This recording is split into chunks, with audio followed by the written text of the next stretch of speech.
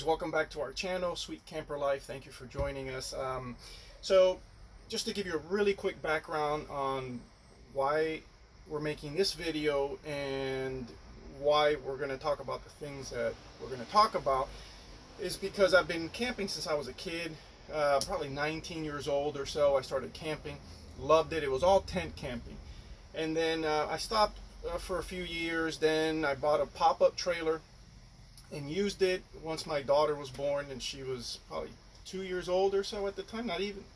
And used it a few times, loved it, but just didn't get out as much. And so about 4 years ago, once Jenny and I met, she loves camping. I've always loved camping, so we started camping. It was all tent camping. And then this past July, during the coronavirus outbreak, we were camping in Orlando, and it was so hot, and I work outdoors. I don't like heat. And so we ended up buying the camper that we have now, this 2004 Starcraft Travel Star Hybrid, and we absolutely love it. So, but we've learned a lot during this time, and we've been camping a lot. So we've been probably in the camper almost as much time as we've spent at home. So wanted to share these things with you guys in order to make things easier for those of you that are thinking about buying a camper and starting to camp, or you already have one, or you're in the process of purchasing, whatever it is, anything that we can do to help. So the first thing is buying a used camper. So the video is going to focus on buying a used camper, and I'm always a big fan of buying used. Unfortunately, all my Jeeps I've pretty much bought new, but I've tried to buy used. So there's some benefits to that. One, obviously, is depreciation. You don't take the hit on depreciation.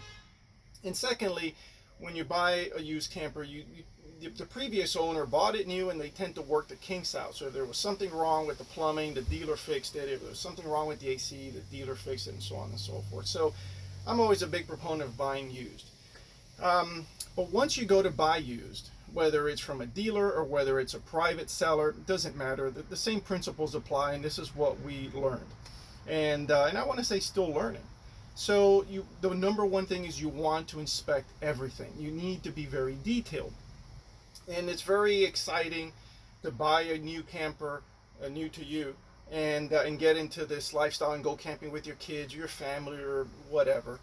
But we really need to focus more on the logic and take the emotion out of it during this process. Otherwise, it's going to cloud our vision, it's going to cloud our perspective, and then we're going to make decisions that maybe in the future we end up regretting. So a couple things that you want to do, a few things you want to do when you're going to buy a used camper is you need to inspect, be very detailed. So what to inspect? Very simple. The first thing you want to inspect is the roof. So you want to take a look at the roof. You want to see what the roof looks like. Is it clean? Is it in good condition? Are there obvious repairs? You want to, if you can, and you ask the owner, if you can walk on the roof. A lot of campers, you can walk on the roof. They have weight limits, like ours, for example, has a 250-pound weight limit. So if you weigh more than that, the manufacturer tells you not to climb up there. But if you can, walk the roof, check it out, touch it, make sure it's solid, it doesn't have any soft spots. If it does have soft spots and there's nothing major, then you want to factor that into your offer, your counter offer to the seller. Replacing a roof is very expensive. You can do it yourself if you're handy. Watch some YouTube videos. There's a lot of really good videos out there. But inspect your roof. Make sure all the seals are sealed. Make sure there's no tears, no soft spots like I mentioned. So you just want to make sure that roof is in really good condition. Okay.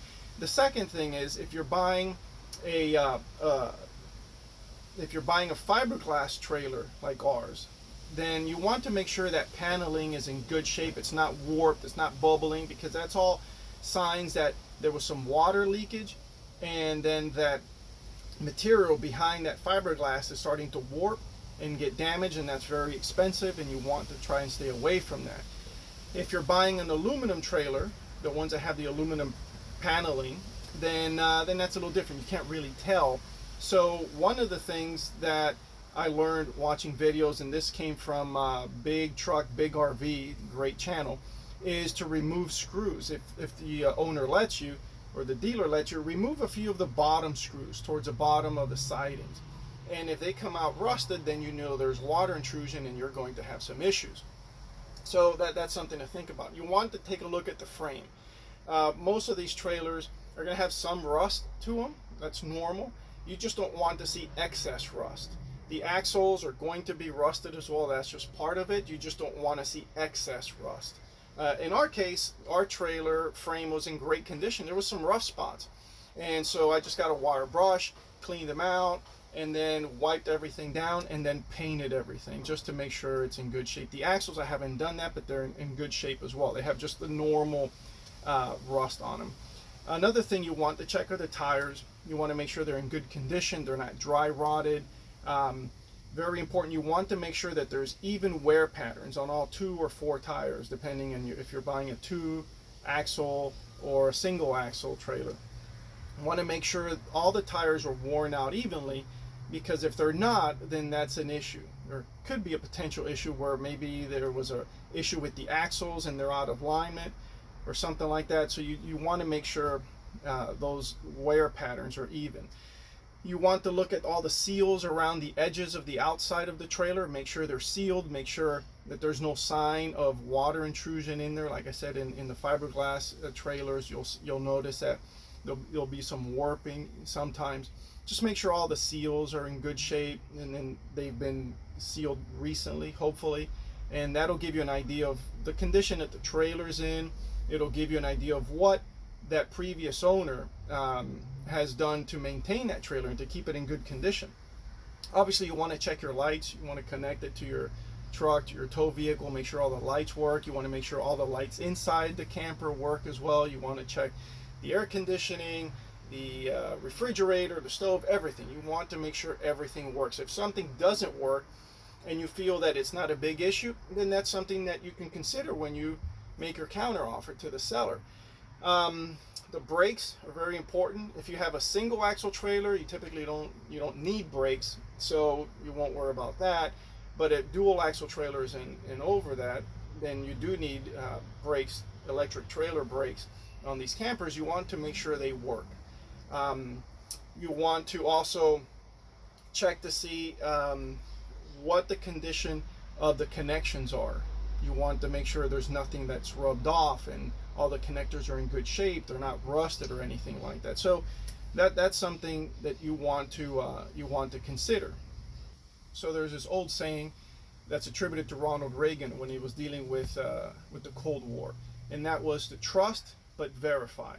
And that is absolutely the case when you're buying a used camper trailer.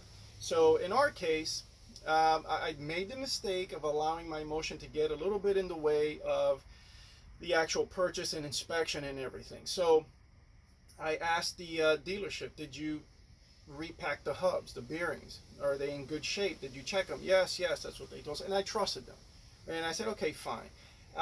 Got home, used the camper a couple times. Something was nagging in the back of my head. I just needed to put some grease in there. And I did. I came back and I squirted about 12 squirts of grease into the bearings and thought that was fine. Well, a couple trips ago, we're on our way to the campground, about maybe 2 hours away, and it turns out one of our hubs got absolutely smoked because there was no grease in it. So it cost me $300 on a Sunday afternoon to have a trailer guy come over, meet us on the side of the road, replace it, and then I paid him extra to make sure the rest of the hubs were greased up, and they weren't. He pumped a lot of grease into them and they weren't greased. So that was my mistake. I should have not trusted them. I should have gotten home, taken apart the bearings, checked them, repacked them, but I learned my lesson. And also, when you're going to buy that trailer, you get all excited. Once you go through your inspection and once you take it home, the story's not over. Okay, my recommendation is to make sure you repack those hubs or have somebody do them for you to make sure that they're in good condition. All the bearings are in good condition, they're packed. Make sure you buy new tires, because we had 4 new tires and a new spare on this camper trailer when we bought it. But apparently the trailer had sat for a long time, And although the tires were in great condition, we had 2 blowouts. One on the way up to maybe our second camping trip, and then one on the way down from that camping trip, and it caused some damage on the underside of the trailer that I had to repair. So I ended up buying 4 new tires plus a new spare, and don't have any issues now. So that is my recommendation. Invest in buying new tires and a new spare, and chances are you're not going to have issues with your new tires.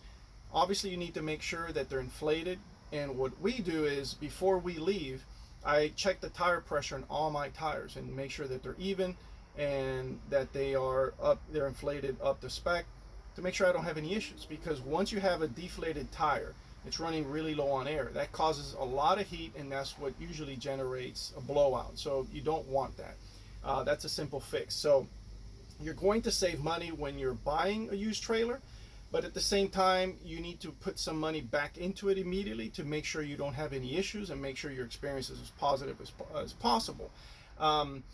Also, these trailers have a battery, a 12-volt battery, a car battery, usually marine battery, deep cycle. So we used ours for a few trips and then realized the battery was old, it needed to be replaced. We bought a new battery, put it in there, no issues. So that's something that you could do as well. A marine battery will cost you around maybe $75. And keep it charged, whether it's a solar panel, whether you do what we do, which is after a trip, take the battery out, take it home, keep it on a trickle charger. That battery is always charged inside the garage, so it'll last a long time. And anytime we need it, the battery is fully charged. So buy a new battery, buy new tires, and also make sure you have a brake controller. If you have a double axle trailer, and sometimes even single axle, but you want to have a brake controller. In our case, we've been using the Kurt Echo Bluetooth brake controller and like it. So we've had good success with it, no issues so far. And so definitely want to make sure you have a brake controller to be able to control those brakes in the trailer. In case you have to slam on your brakes, you're not trying to stop your truck and the camper with your truck's brakes. So that's very important as well. So going back to the buying experience with trusting but verifying. Our relatives and family members bought a camper right after we did because they wanted to camp with us as well. So they picked it up brand new from the dealership, took it home, used it a couple times, and maybe about a month ago, when I was changing the bearings in my camper, I swung by their house, and then we started pumping grease, and those bearings were pretty dry, or pretty close to being dry, and that is directly from the dealer, from the factory. So just need to make sure you double check everything. So the last thing, once you buy your used camper, you inspected it, everything's in great shape, you feel comfortable with it, you got it home, you got your new batteries, you got your new tires, you got your brake controller, the hubs are packed and greased, and you feel absolutely 100% confident in your new trailer, and now you're ready to go camping. So I'm always of the mindset that I need to be prepared for a lot of the things that happen while we're on the road. Now that comes from my background because I'm a fishing captain, so I need to be ready for almost anything with whatever I have in my boat. So I've applied that to our camping trips as well. So how do you prepare? Basically, you want to think about the things that would happen to you, the most common things that would happen to you during a trip, and how you can take care of them. So the most common ones are blown tires. You're going to have your spare. You're going to have your tire iron. We have one that's foldable, so it's about that long, and it folds down, and it has 4 different sizes, stows anywhere, out of the way. It's great. I love it.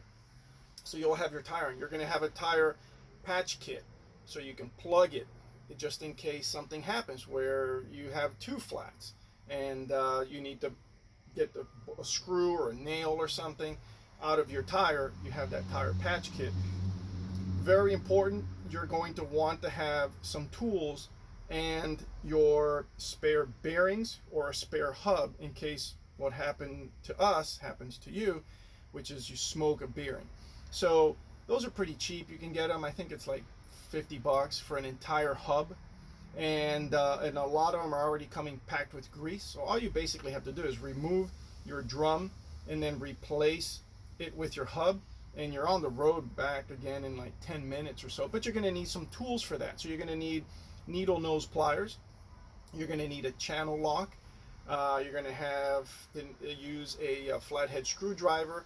So those are pretty simple tools that you need, but I would not leave the house without that, because I just want to make sure if something happens, something comes up, I can be ready to go to fix what I need to fix and then move on. So these are some things that I use. I also have zip ties. I have bungee cords. I have ratchet straps. I have extra grease for the hubs just in case. I also have a triangular light that flashes red. So if I have any issues on the road and I have to pull over, I can put that LED triangle behind me, still have my hazards on the trailer and the truck, but I also have that flashing red rectangle to let drivers know there's something going on, just be aware. And you'll have some people that slow down, somebody eventually will drive past you 6 feet away at 70 miles an hour, but that's just how things work. Very simple. You want to check the trailer before you buy it. You want to replace certain items once you do buy it, and you want to prepare for anything that can happen on the road so you can be self-sufficient, get back on the road quickly, save some money, and just have a better overall experience. So I hope you guys enjoyed this video. I hope you learned something. I hope it was useful, and I'll see you guys again soon.